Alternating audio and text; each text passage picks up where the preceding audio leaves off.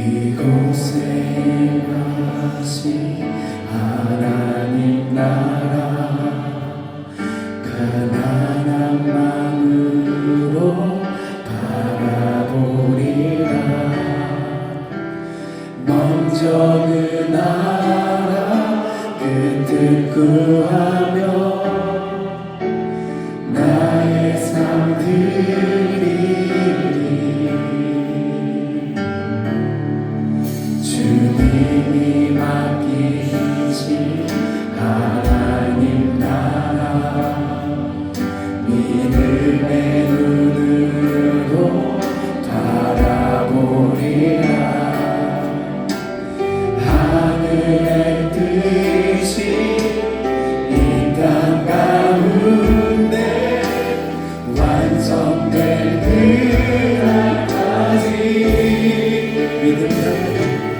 믿음하여 그 위에 서리라. 하나님의 나라는 무너지지 않으리. 믿음하여 그 나라 세워가리라. 주님 또 오실 때까지.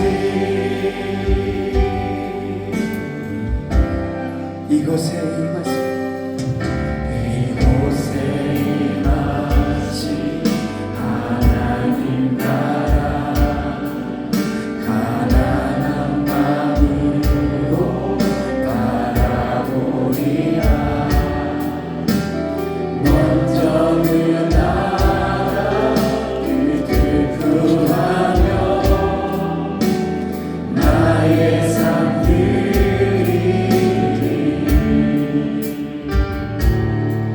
주님이 맡기신 하나님 나라 믿음의 눈으로 바라보리라. 하늘의 뜻이 이 땅 가운데 완성될 그날까지 믿음하여 그 위에 서리라. 하나님의 나라는 무너지지 않으리. 믿음하여 그 나라 세워가리라. 주님 곧 오실 때까지 믿음하여 그 위에 서리라. 하나님의 나라는 무너지지 않으리. 믿음하여 그 나라 세워가리라. 주님 곧 오실 때까지 주님 곧 오실 때까지. 할렐루야. 우리 주님께 영광의 박수 올려주십시오.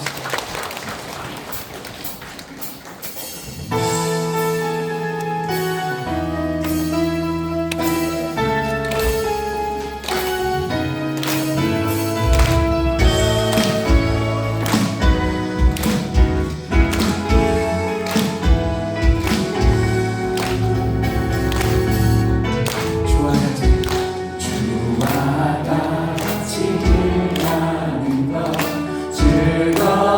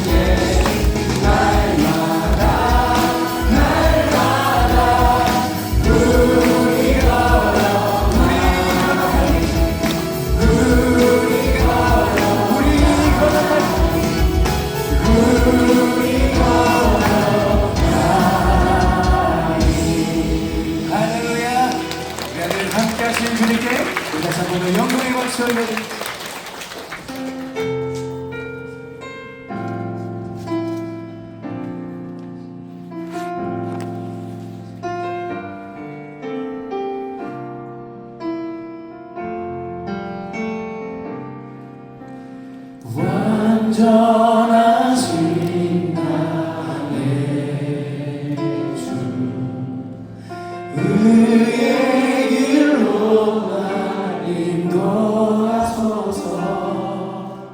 행하신 모든 일 주님의 영광 다용되합니다 완전하신 나의 주 완전하신 나의 주 의의 길로 날 인도하소서 행하신 모든 일 주님의 영광 다용되합니다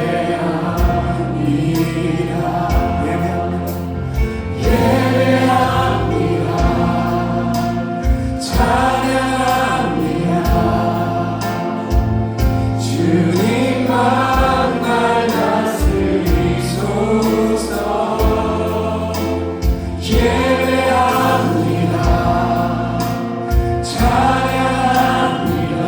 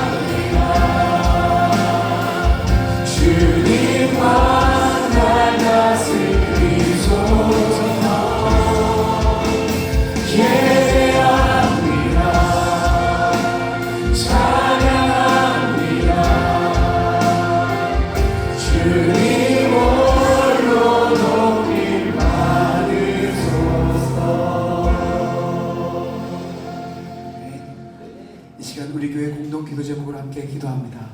오랜 가뭄으로 어려움 가운데 있는 지역이 해갈되고 수자원을 잘 관리할 수 있는 정책이 마련되도록 유즈벨 비전센터가 지역을 섬기는 비전과 복음을 전하는 사명을 이루는 공간이 되도록 우리 교회가 후원하는 나주 반석 위에 세운 교회 성도들의 예배가 회복되고 복음 전하는 삶을 살아갈 수 있도록 이 기도 제목으로 함께 기도합니다. 사랑하리 앞으로 서가시고 기도 인도하신 진실의 사랑 이 시간 함께 모인 저희들의 한 목소리로 기도하며 나아갑니다. 하나님 오랜 가뭄으로 어려움 가운데 있는 지역들이 있습니다. 수자원을 잘 관리할 수 있는 정책이 잘 마련되어 어려움 가운데 있는 이들이 잘 견디고 이겨낼 수 있도록 인도하여 주시옵소서. 하나님 유즈벨 비전센터를 위해서 기도합니다. 지역을 섬기는 비전과 복음을 전하는 사명을 기억하고 우리가 주인 되지 않고 하나님의 뜻을 이루어가는 공간이 될 수 있도록 하나님 인도하여 주시옵소서. 우리 교회가 원하고 있는 반석 위에 세운 교회 성도들을 위해서 기도합니다. 성도들 한 사람 한 사람의 예배가 회복되게 하여 주시고 생명 다해 복음 전하는 삶을 살아갈 수 있도록 인도하여 주시옵소서.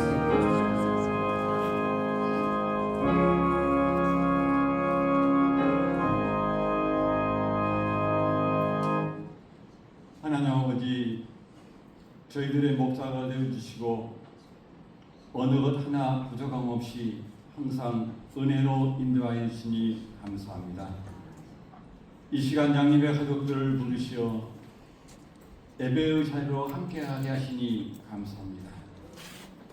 저희들 마음과 정성을 다하여 찬양을 올려드리오니 오직 홀로 영광 받으시는 예배가 되도록 은혜 내려 주시옵소서.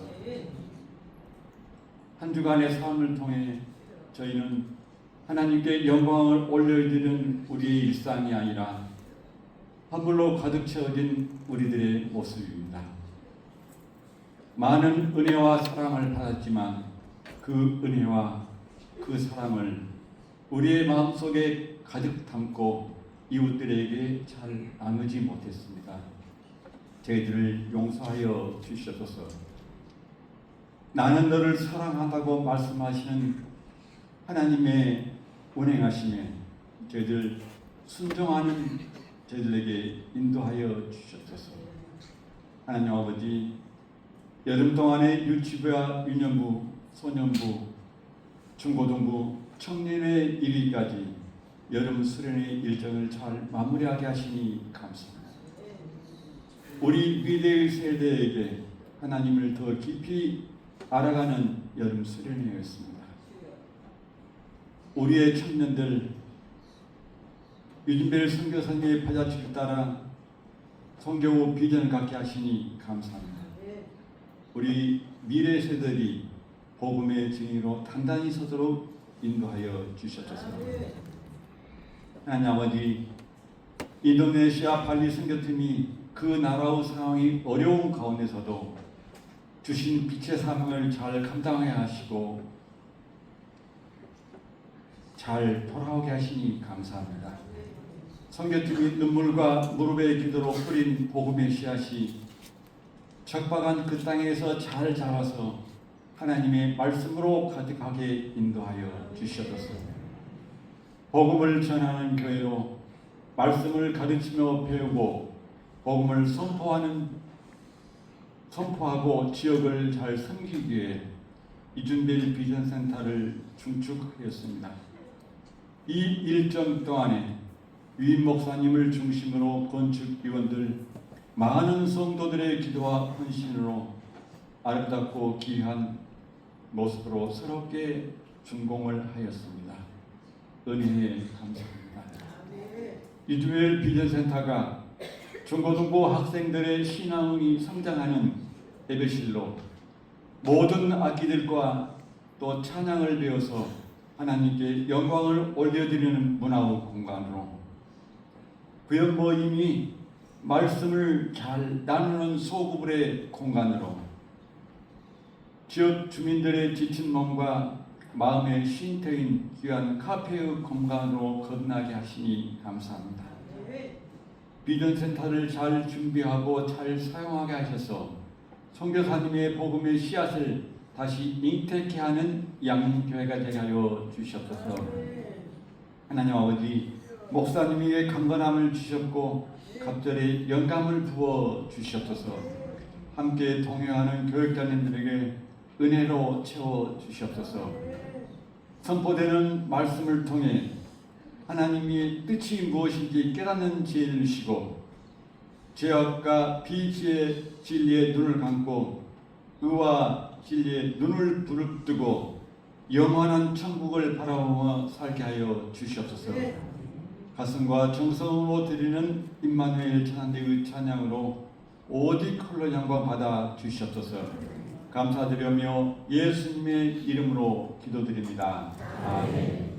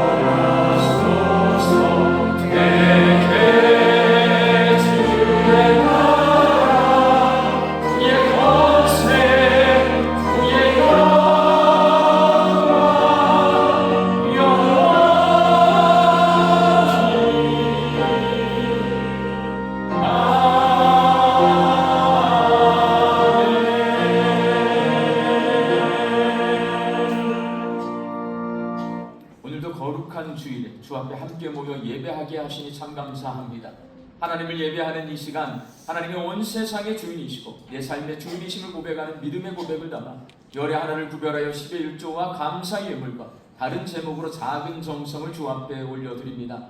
저희가 바치는 이 정성 위에 복을 내려주셔서 주인 되신 하나님의 뜻대로 하나님의 나라와 하나님의 교회와 하나님의 선교와 다음 세대 자녀들과 어려운 이웃들을 위하여 사용되어지는 복되고 귀한 예물 되게 하여 주옵소서. 주께 드리는 우리 손길, 우리 양립교회 모든 사랑의 손길 위에 함께 하여 주시어서 하나님의 일용할 양식을 가득 채워주시고 감사와 자족함으로 화답하며 살게 하여 주옵소서.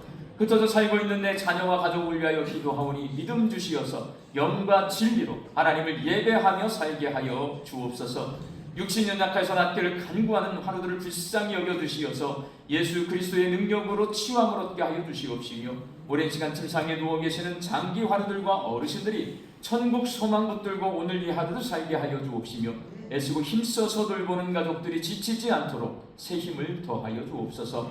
예수님의 이름으로 기도하옵나이다. 아멘.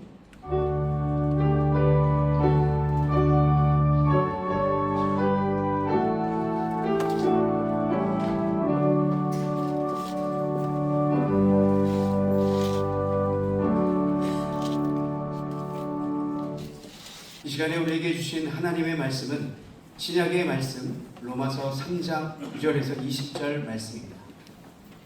로마서 3장 9절에서 20절 말씀을 저와 여러분이 한 절씩 교독하시겠습니다. 그러면 어떠하냐? 우리는 나으냐? 결코 아니라. 유대인이나 헬라인이나 다 죄 아래에 있다고 우리가 이미 선언하였느니라. 깨닫는 자도 없고 하나님을 찾는 자도 없고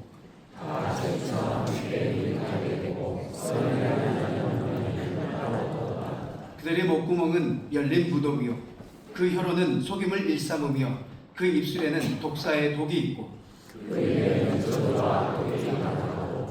그 발은 피 흘리는데 빠른지라 평강의 길을 알지 못하였고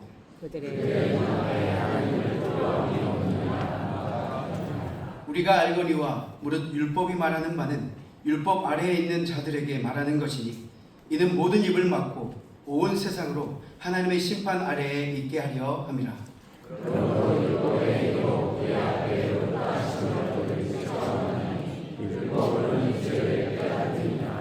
아멘.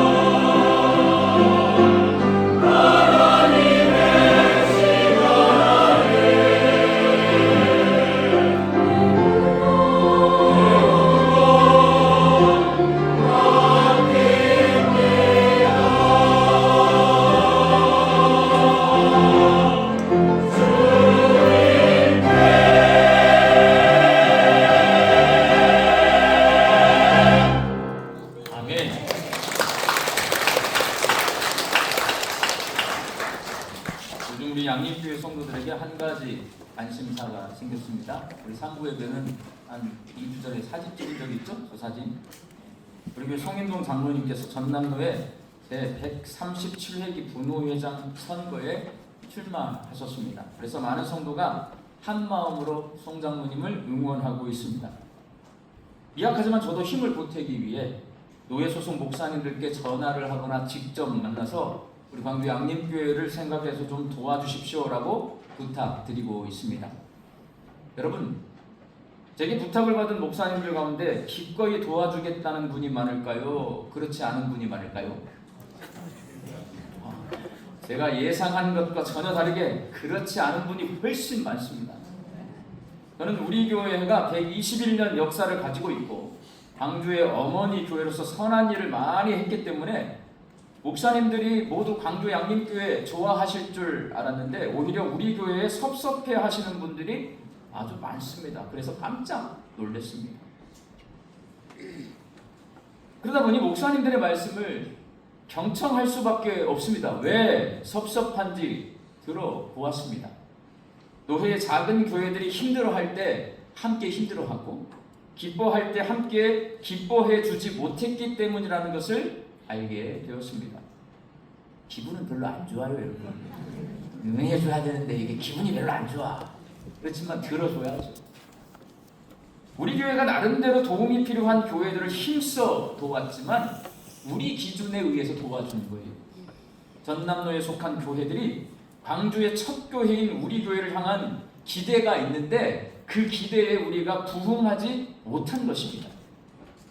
그래서 앞으로 전남로의 소속 교회들과 함께 울고 함께 웃는 우리 양림교회가 되기 위해서 내가 목회하면서 힘써야 되겠다, 그렇게 다짐하고 있습니다. 오늘 본문 말씀인 로마서는 사도 바울이 로마교회 성도들에게 보낸 편지입니다. 편지를 받았어요. 자, 좋은 말이 써 있을 것 같습니까? 안 좋은 말이 써 있을 것 같습니까? 여러분, 편지를 받았는데 좋은 말 써 있기를 원해요? 안 좋은 말 써 있기를 원해요? 좋은 말 써 있기를 원해요. 그런데 안 좋은 말이 써 있어요.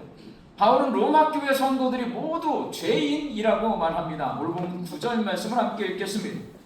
그러면 어떠하냐? 우리는 나으냐? 결코 아니라 유대인이나 헬라인이나 다 죄 아래에 있다고 우리가 이미 선언하였느니라. 로마교회 안에는요, 유대인 성도가 있고 헬라인 성도가 있어요. 그런데 다 죄 아래에 있대요. 죄인이라는 말입니다. 바울 당시에는 우체국이 없었습니다. 그래서 바울이 쓴 편지는 누군가가 직접 들고 가서 로마교회 성도들 앞에서 낭독했을 것입니다.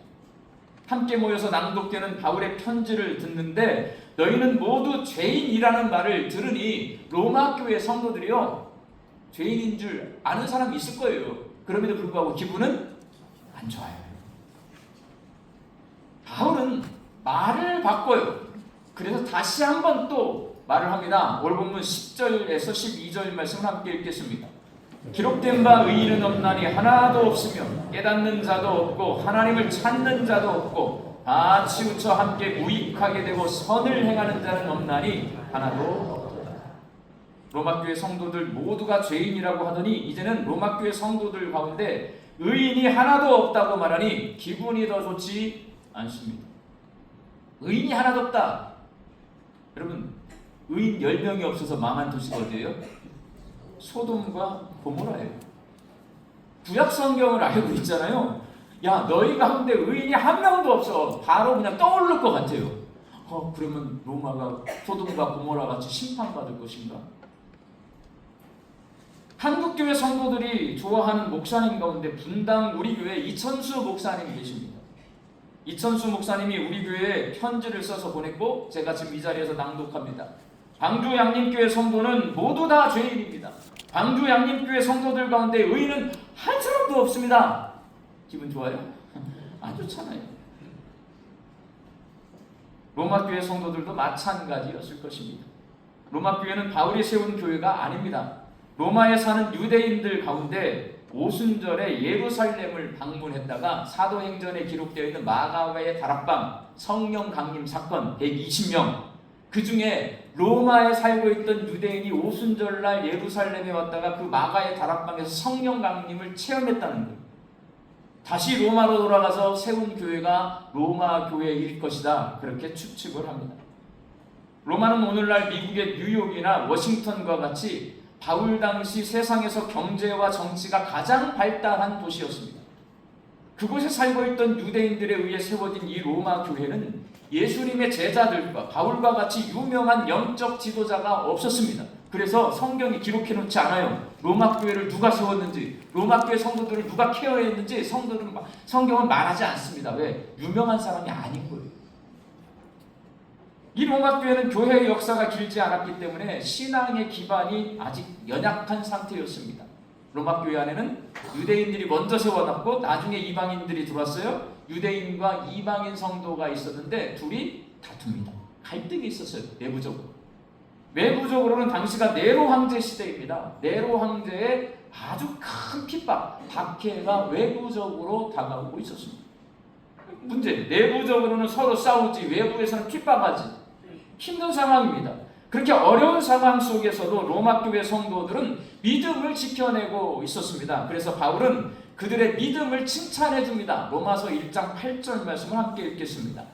먼저 내가 예수 그리스도로 말미암아 너희 모든 사람에 관하여 내 하나님께 감사함은 너희 믿음이 온 세상에 전파되리로다. 예수님의 제자나 바울과 같은 사도가 찾아가서 세운 교회가 아니고 자체적으로 생겨났는데 내부적으로도 어렵고 외부적으로도 어려운데 믿음을 지켜내고 있다더라. 온 세상 사람들이 다 알고 있다. 너희들 대단하다. 칭찬합니다. 그러나 칭찬은 딱 그 한마디예요. 끝. 그리고 로마교회 성도들 모두가 죄인이고 로마교회 성도들 가운데 의인이 한 사람도 없다 라고 말을 합니다. 칭찬 좀 많이 해주지 달랑 한마디 칭찬만 해주고 바울은 왜 로마교회 성도들이 모두 죄인이고 그들 가운데 의인이 한 사람도 없다라고 이렇게 말하고 있는 걸까요?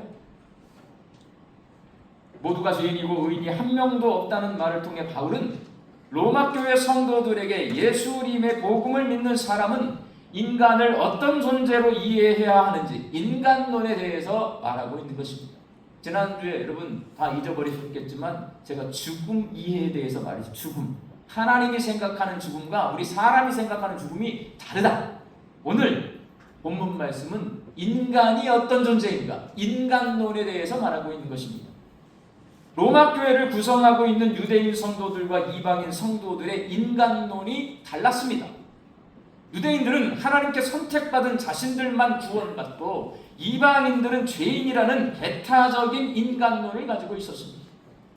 유대인들은 하나님께서 자신들에게 율법을 주셨기 때문에 자기들은 율법을 알아요. 자기들은 율법을 가르쳐요. 이방인들보다 훨씬 우월한 존재라고 생각을 했습니다. 근데 여러분 유대인들이 율법을 지켰을까요? 안 지켰을까요? 성경을 보면 율법을 안 지켜요. 여러분. 그러면서도 인간론이 잘못되니까 자기들이 이방인들보다 뛰어난 존재다. 이방인을 배척합니다. 배타적인 인간론을 가지게 되었어요. 반대로 이방인들은 철학적 인간론을 가지고 있습니다. 사람이 영혼과 육체로 이루어진 존재고 영혼은 선하고 육체는 악하다. 이게 플라톤 철학에서 나온 이원론이라고 하는 겁니다. 이원론적 인간론을 가지고 있었습니다. 이원론적 인간론은 진리를 탐구하고 도덕적인 수양을 쌓으면 인간이 구원에 이를 수 있다라고 주장하지만 실제로는 욕망과 죄에 얽매여서 사람이 지적이고 이성적이고 도덕적인 인간의 모습에 도달할 수 없는 거예요. 그러니까 철학은요 계속 논쟁을 해요. 인간은 도덕적 수양을 쌓고 지적 탐구를 계속 하다 보면 구원에 이른다. 아주 그 순수한 그런 사람이 될 수 있다. 이렇게 말하는 거예요. 그런데 그렇게 논리는 펼 수 있어요. 말은 할 수 있어요. 근데 실제 살아보니까 그렇게 되지 않는 거예요. 그래서 철학자들은 계속해서 다툽니다. 그럴 수 없다, 그럴 수 있다. 결론이 안 나요. 이원론적 인간론. 바울은 복음 중심적 인간론을 말합니다. 모든 사람이 죄인이고 죄인인 사람은 예수님을 통한 하나님의 은혜가 필요한 존재라는 것이 복음 중심적 인간론입니다. 바울은 유대인이든 이방인이든 모든 인류가 죄인이고 사람이 율법이나 철학이나 도덕적 수양으로는 의로워질 수 없기 때문에 지구상에 단 한 사람도 의로운 사람은 없다라고 선언합니다. 이렇게 모든 사람이 죄인인 이유는 인간이 타락해서 하나님과의 관계가 깨졌기 때문인데 하나님과 깨진 이 관계를 다시 회복하는 방법, 사람의 능력, 사람의 노력으로는 안 된다는 거예요. 오직 뭘로만 이게 회복이 되냐? 하나님의 은혜로만 회복될 수 있다는 것입니다. 이게 복음 중심적 인간론입니다. 오늘 본문 말씀인 로마서 3장에서의 죄, 하나님과의 관계를 깨트린 거죠. 하말티아입니다. 화살이 관역을 벗어나서 날아가는 것을 의미합니다. 즉 죄는 하나님이 원하시는 지점이 아니라 하나님이 싫어하시는 엉뚱한 지점으로 화살이 날아가서 꽂히는 것을 말합니다. 화살이 하나님이 주인이시다라는 관역을 향해 날아가야 하는데 내가 주인이다라고 하는 잘못된 관역을 향해 날아가서 꽂혀버리는 거예요. 화살을 쏘려고 활수위를 당기려면 엄청난 힘이 필요합니다. 저는 어렸을 때에 사정, 활 쏘는 국궁장 할아버지 따라 가본 적이 있어요. 그리고 할아버지가 쏴보라고 해서 쏘는데 이게 땡겨질까요? 안 땡겨질까요? 안 당겨집니다, 여러분. 우리나라 화살은요, 활은요, 굉장히 힘이 많이 들어가더라고요. 안 당겨져요. 죄는 모든 사람이 하나님이 싫어하는 방향으로 화살을 쏘기 위해 엄청난 힘을 쏟아붓게 하는 강력한 능력을 가지고 있습니다. 그래서 바울은 모든 사람이 죄 아래에 있다라고 말을 합니다. 다시 한번 본문 9절 말씀을 함께 읽겠습니다. 그러면 어떠하냐? 우리는 나으냐? 결코 아니라 유대인이나 헬라인이나 다 죄 아래에 있다고 우리가 이미 선언하였느니라. 바울이 의인은 하나도 없다라고 말할 때에 의인은 하나님과 올바른 관계를 맺고 있는 사람을 말합니다. 그런데 죄 아래서 죄의 통치를 받는 상황 가운데서는 어떤 사람도 하나님과 의로운 관계를 맺을 수가 없습니다. 그래서 죄의 종로를 한다, 죄 아래에 있다, 똑같은 말이에요. 죄는 우리를 자꾸 그 아래서 종로를 타게 만듭니다. 그래서 사람이 죄 아래에 있으면 이방인들처럼 하나님을 찾지 않게 됩니다. 내가 죄 아래에 있잖아요. 하나님을 생각하지 않아요. 찾지를 않아요. 근데 만약에 내가 유대인이에요. 율법을 알고 있고 하나님 계신 것도 알고 있어요. 그렇지만 죄 아래에 있으면, 율법을 행하지 않으면 어떻게 되냐? 아무런 소용이 없는 거예요. 하나님 계시는 걸 내가 알고 있지만 믿지 않아요. 믿지 않는 건 내가 율법을 행하지 못하는 거예요. 그러면 아무 소용이 없어요. 무익한 행동을 하는 거예요.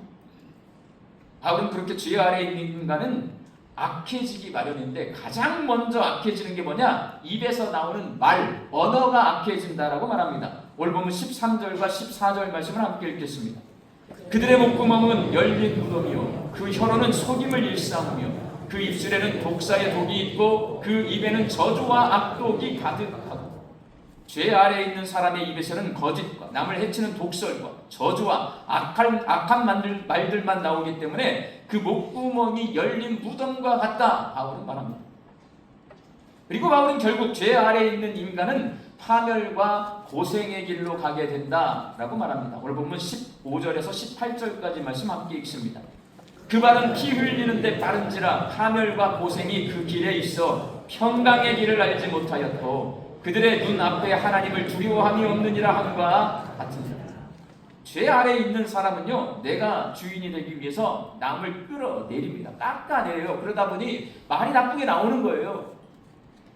말이 서로 나쁘게 오가다 보면 어떻게 됩니까? 다툼이 일어납니다. 그걸 마다하지 않아요. 내가 주인 되어야 됩니다.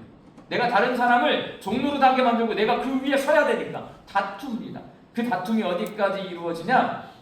하나님이 주인된 자리에 계시거든요. 하나님을 그 자리에서 끌어내리고 자기가 그 자리에 앉으려고 합니다. 그렇게 하나님과 싸웁니다. 왜 싸우냐? 하나님을 두려워하지 않습니다. 죄 아래에 있으면요, 하나님을 두려워하지 않게 돼요. 그래서 하나님과도 싸우게 됩니다. 바울은 죄가 사람의 말과 생각을 삐뚤어지게 해서 하나님이 싫어하시는 악한 행동을 하게 만드는데 단 한 사람도 예외 없이 모든 사람이 이 죄 아래에 있고 그 죄 때문에 하나님의 심판 아래에 처하게 되었다라고 말합니다. 오늘 보면 19절 말씀 함께 읽습니다. 우리가 알거니와 무릇 율법이 말하는 바는 율법 아래에 있는 자들에게 말하는 것이니 이는 모든 입을 막고 온 세상으로 하나님의 심판 아래에 있게 하려 합니다. 여기서 율법 아래에 있는 자들은 유대인들을 말해요. 하나님 앞에 율법을 받아가지고 그 율법을 가르치는 자부심으로 사는데 율법 아래서 살아요. 유대인들입니다. 바울은 율법을 알고 가르치는 것은 아무 소용이 없고 율법을 지켜 행할 수 있어야 한다라고 말합니다. 그러나 사람이 모든 율법을 행할 수가 있을까요? 없을까요? 여러분, 사람이 율법을 다 행할 수 있어요? 없어요? 없어요, 여러분. 그래서 나는 뭐가 되는 거예요? 죄인이 되는 거예요. 내가 하나님의 말씀을 다 순종해야 되는데 이게 말씀대로 사라지지 않네. 그러니 내가 죄인이라는 것을 율법을 통해서 깨닫는 겁니다. 이게 율법의 삶입니다. 내가 율법을 통해서 죄인이라는 것이 명백히 드러났어요. 다 행하지 못하니까. 그래서 모든 입을 막고 온 세상이 하나님의 심판 아래에 있게 하려 한다라는 이 말은 사람이 명백히 변명할 수 없을 정도로 아주 명백하게 내가 죄인인 걸 깨달았어요. 그러면 내가 피고인인 거잖아요. 죄를 졌으니까. 법정에 딱 서요. 그래가지고 내가 죄인인 것이 명확한데 뭐라고 한마디 하려고 해요. 그럼 유대 법정에서는 제가 명확한 피고인이 자기 변호를 하려고 할 때 재판관이 입 다물라. 너 죄인인데 무슨 말이 있어? 입 다물고 가만히 있어. 그 말을 하고 있는 거예요. 바로. 결국 로마 교회 성도들에게 너희는 다 죄인이야. 너희 가운데 의인이 한 명도 없어. 뭔가 말을 하려고 하니까 입 다물고 가만히 있어. 율법 지키는 사람이 한 명도 없잖아. 너희들 죄인 맞은 거잖아. 그러면 변명하려고 하지 말고 너희가 죄인이라는 걸 인정해 라고 말하는 게 오늘 본문 말씀입니다. 사랑하는 광주양림교회 성도 여러분, 사도 바울의 말처럼 우리가 모두 죄인이고 우리 양림교회에 의인이 한 명도 없다는 오늘 본문 말씀 아멘입니까? 네, 저는 동의 못합니다. 여러분 다 아멘 하세요. 모두가 죄인이고 의인이 한 명도 없다는 이 말에 무턱대고 그냥 아멘 하시잖아요. 잘 알지도 못하고 무턱대고 믿는 맹신도가 될 확률이 높아집니다. 그렇습니다. 하나님 내가 죄인입니다 라고 쉽게 동의해버리면 내가 도대체 무슨 죄를 지었는지 알 수가 없고요. 죄가 도대체 뭔지를 알 수가 없어요. 반항하셔야 됩니다. 내가 이렇게 신앙생활을 열심히 하고 있고 착하게 살려고 애쓰고 있는데 제가 도대체 왜 죄인이라는 말입니까? 이렇게 질문이 나오셔야 돼요. 그래야 죄가 뭔지를 우리가 따져나갈 수가 있습니다. 하나님, 나 이렇게 신앙생활 열심히 하는데 예배도 잘 드리고 기도도 열심히 하고 성경도 열심히 읽고 말씀대로 살려고 이렇게 했었는데 내가 왜 죄인입니까? 도대체 죄가 뭐란 말입니까? 이 질문이 나와야 돼요. 죄는 뭐냐? 아까 말씀드렸어요. 하말티아. 하나님이 주인이신데 내가 주인이 되어서 다 판단하고 내가 다 결정하고 내 마음대로 내 멋대로 사는 것이 여러분 죄예요. 그렇게 놓고 보면 내가 죄인이라는 말이 인정이 됩니다. 아, 그렇구나. 내가 예배는 드리고 있지만 내가 신앙생활이라고 하기는 하지만 내 마음대로 하고 있구나. 하나님 뜻대로 하는 것이 아니라 내 수준 따라 하고 있구나. 이게 죄구나. 그게 인정이 돼야 오늘 이 말씀이 아멘으로 받아들여지는 거예요. 너희는 죄인이다. 너희 가운데 의인은 하나도 없다. 아멘, 그렇습니다. 내가 죄인입니다. 끝나잖아요. 그러면 아무것도 아닌 것이 되는 거예요. 민주화 운동이 한창이던 1987년 제가 대학교 1학년에 입학하던 때입니다. 그렇게 민주화 운동을 청년 시절에 봤던 저는요, 작년 12월 3일 계엄이 일어났잖아요. 아주 중대한 범죄로 그냥 자동 제 눈으로 이건 범죄인데 너무나 명백한데 이렇게 보입니다. 그런데 여러분, 제 생각에 계엄을 주도한 사람들이요, 법정에 앉아요. 그리고 자신들의 행위가 죄인지 아닌지를 따지기 위해서 변호사를 선임해서요, 자기 변론을 해요. 그걸 제가 텔레비로 보고 있어요. 제가 어떤 생각이 들 것 같아요? 저 사람들은 옛날 같으면 전부 쥐도새도 모르게 어디 잡혀가서 죽었을 텐데 변호사가 죄가 아니라고 변론을 하고 있어요. 우리나라가 민주국가구나. 민주주의가 무엇인지를 저는 실감하고 있습니다.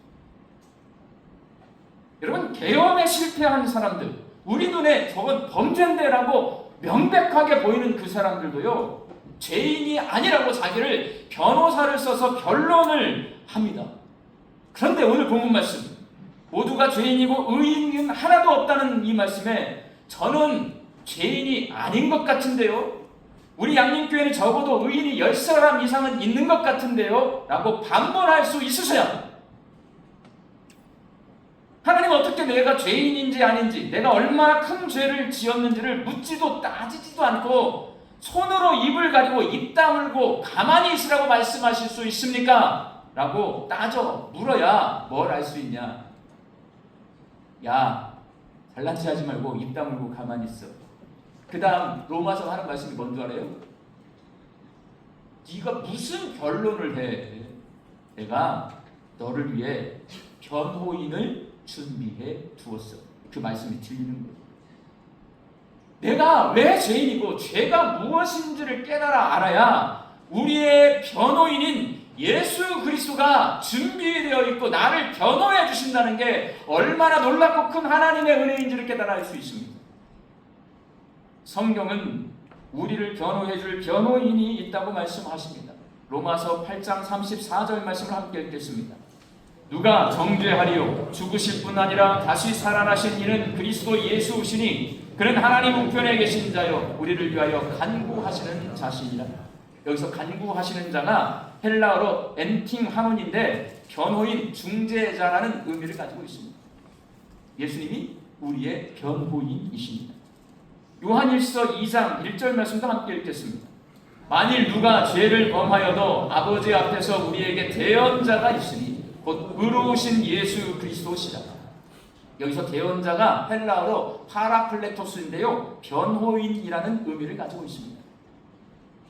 예수님이 변호인이라는 말은 우리가 아무 죄나 막 지어도 예수님이 변호해 주시기 때문에 괜찮다라는 말이 아닙니다. 예수님이 우리의 변호인이신 이유는 십자가에서 우리 죄를 대속해 주셨기 때문입니다. 예수님은 죄인임이 명백한 우리들이 죄를 자기가 감당할 수 없어요. 우리 스스로. 근데 예수님께서 그것을 본인이 직접 감당해 주셨어요. 그러니 의롭다고 하나님께서 우리를 칭해 주시고 성령의 도우심으로 새로운 갱생의 삶을 살 수 있도록 판결해 달라고 하나님 앞에서 우리를 예수님이 변호해 주십니다. 우리가 변호인인 예수님께 지불할 수 있는 수임료 뭘까요? 믿음인 거예요, 여러분. 예수님이 우리를 변론합니다. 여러분, 세상 법정에 설 때 변호사 선임하면 돈 줘요, 안 줘요? 줘야 되죠. 수임료 줘야 돼요, 여러분. 우리가 예수님께서 우리를 대신해서 변호를 해주시잖아요. 그럼 뭔가 우리가 대가를 드려야 될 거 아니에요. 뭘 요구하세요? 믿음이라는 거예요, 여러분. 예수 그리스도가 복음이고 하나님의 은혜임을 믿을 때에 예수님이 변호해 주시는 혜택을 누릴 수 있고 그때 우리는 하나님의 은혜를 누릴 수 있습니다. 그래서 손으로 입을 막고 딴 말하지 못할 정도로 명백하게 모든 사람이 죄인이고 의인이 한 명도 없다는 말은 모든 사람이 예수님의 변호가 필요하고 하나님의 은혜가 필요하고 믿음이 필요하다라는 말과 똑같은 말입니다. 우리 광주 양림교회 성도들이 오늘 주신 말씀처럼 하나님의 아들 예수 그리스도가 주님이시라는 이 복음을 믿어서 예수님을 나의 변호인으로 모시고 하나님의 은혜를 이 땅에서 누리며 사시기를 주의 이름으로 축원합니다. 기도하겠습니다. 하나님, 죽을 수밖에 없는 죄인인 저희들을 위해 예수님을 변호인으로 선임해 주셔서 참 감사합니다. 하나님의 아들 예수 그리스도가 주님이심을 믿어서 예수님을 변호인으로 모시고 하나님께서 우리에게 베풀어 주신 크고 놀라운 은혜를 누리며 살게 하여 주옵소서. 예수님의 이름으로 기도하옵나이다. 아멘.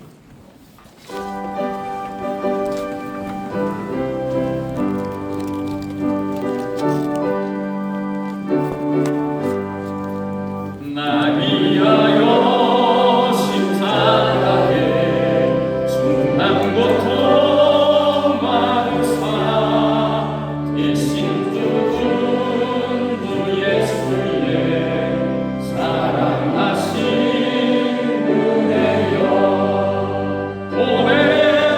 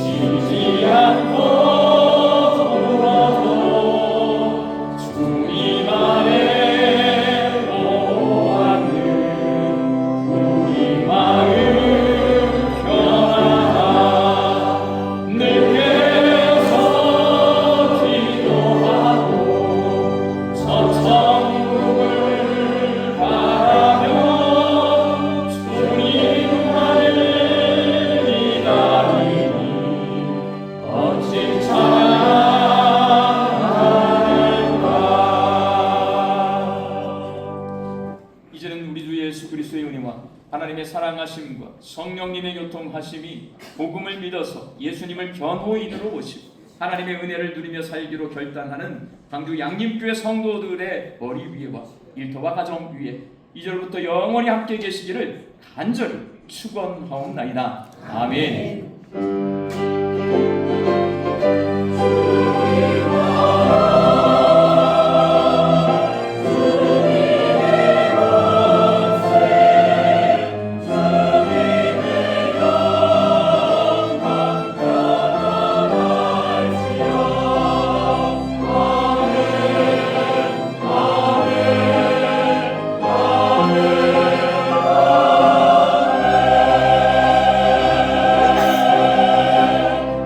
좌우에 계신 분들과 예수님을 변호인으로 모십시다. 감사합니다.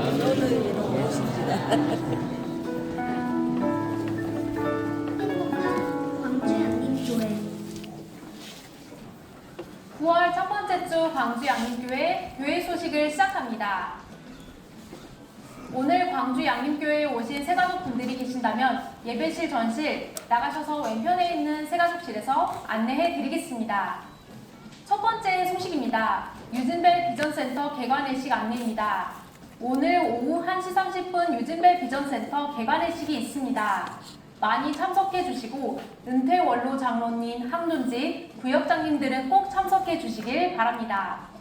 어비슨 카페는 9월 10일부터 정상 운영합니다. 두 번째 소식입니다. 지역과 함께하는 제2회 양림문화마실 콘서트 안내입니다.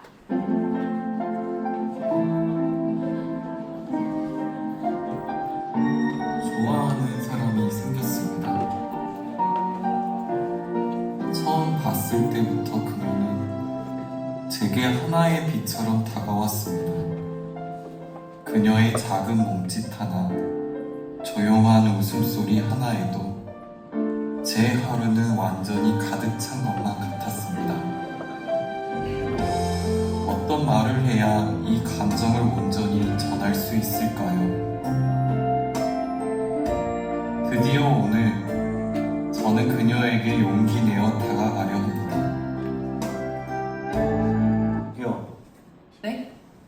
궁금한 게 있어서요. 혹시 이상형이 어떻게 되세요? 말 안 거는 남자. 괜찮아요, 경훈 씨. 양림 문화마실 콘서트가 있잖아요. 이름이라도 물어볼걸. 9월 21일 당신의 마음을 전하세요. 세 번째 소식입니다. 양림 수호교실 안내입니다.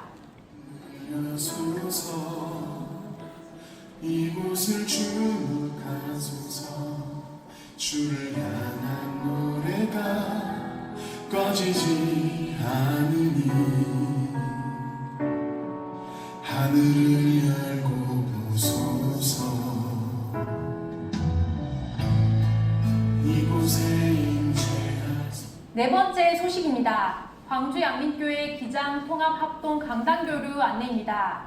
14일 주일 사부 예배 시 예배실에서 있습니다. 설교는 기장 양림교회 담임 목사님이신 이낙규 목사님께서 해주시겠습니다. 다섯 번째 소식입니다. 각 부선의 폐기물 처리 안내입니다. 9월 14일 주일까지 각 부서별 폐기물을 처리해 주시기를 바랍니다. 폐기물을 처리하는 장소는 교육봉사관 뒤편 주차장에 폐기물통이 비치되어 있습니다. 광주 양림교회 간추린 소식입니다. 교육봉사관 3층 유진벨홀이 소예배실로 명칭이 변경되었습니다. 7일 오늘 하반기 어하나 개강합니다. 아기학교 신청 7일 오늘까지입니다. 아기학교 OT 및 부모교육은 13일 토요일 오전 10시부터 오후 12시까지 교육봉사관 3층 소예배실에서 있습니다. 다음 세대를 위한 굿데이 프로젝트가 오늘 사부예배 시에 있습니다. 청년부를 대상으로 신앙과 진로에 대한 주제를 가지고 굿 네이버스 다음 세대 강사이신 김주선 목사님께서 강의해 주십니다. 전남노회 중고등부연합회 청소년 찬양 콘서트가 13일 토요일 오후 3시 금호 베델교회에서 있습니다. 전남노회 여장로 권사 세미나가 11일 목요일 오전 9시 20분 예배실에서 있습니다. 결혼 광고입니다. 상교구 23구역 김세용 집사님 장녀 김시연 양 결혼식이 9월 13일 토요일 낮 12시 30분 웨딩그룹 위더스 1층 메리엘홀에서 있습니다. 교회 출발은 오전 11시 40분입니다. 상례 광고입니다. 이교구 3구역 강금래 집사님 남편이신 고 정찬인 집사님 장례식이 있었습니다. 슬픔 당한 가정을 위로해 주시고 이를 위해서 기도해 주시길 바랍니다. 자세한 사항은 주보를 참고해 주시기를 바랍니다. 지금까지 교회 소식이었습니다. 감사합니다. 유진벨 비전센터 준비하고 설계하고 공사하는데 딱 1년 6개월 걸려서 오늘 개관 예식합니다. 우리 항돈 직분자들, 구역장님들 함께 참여하셔서 이 유진벨 비전센터 개관 예식 축하해 주시기 바랍니다. 어비슨 카페는 내일 하고 모레는 시험 가동이 필요하대요. 그래서 수요일 10일부터 그렇게 운영됩니다. 참고해 주시고요. 유진벨 비전센터가 생겼어요. 교육봉사관 3층에 유진벨 홀이 있어요. 맞아요? 옮겨야 될 거잖아요. 그래서 유진벨 비전센터 2층에 중고등부가 예배하는 공간이 생겨서 거기가 유진벨 홀로 명명이 되고, 기존에 유진벨 홀로 사용하고 있던 이 교육봉사관 3층은 소예배실로 그렇게 이름을 바꾸도록 하겠습니다. 다음 주부터는 소들이 와서 거기서 예배를 드린다고 하네요. 어떻습니다? 다음 주에 9월 14일인데요. 우리 새 양림교회가 1년에 한 차례씩 연합 찬양 예배를 드리는데 그 한 달 전에 강단교를 해요. 저는 합동양림으로 갑니다. 합동양림 목사님은 기장으로 가요. 기장양림 목사님이 저희 교회 오는데 모두 오후 2시 예배를 드려요. 합동양림이나 기장양림이나 오후 2시가 찬양 예배. 그리고 어른들이 많아. 근데 우리 교회 4부 예배 오후 2시는 누구 예배예요? 청년 예배예요. 한 청년 70명 있을 거예요. 교류를 하는데 거기 가면 다 어른들이 있는데 우리 양림교회 기장양림교회 목사님 모셔갖고 설교를 하는데 청년 70명 앉아있어요. 기분 좋을까요? 그럼 어떻게 해야 될까요? 다음 주 오후 2시 여기 좀 꽉 좀 채워주시기 바랍니다. 그래야 새 양림교회가 함께 연합할 수 있습니다. 나머지 광고는 주보를 참조해 주시고 다 같이 일어나셔서 파송에 찬송하겠습니다.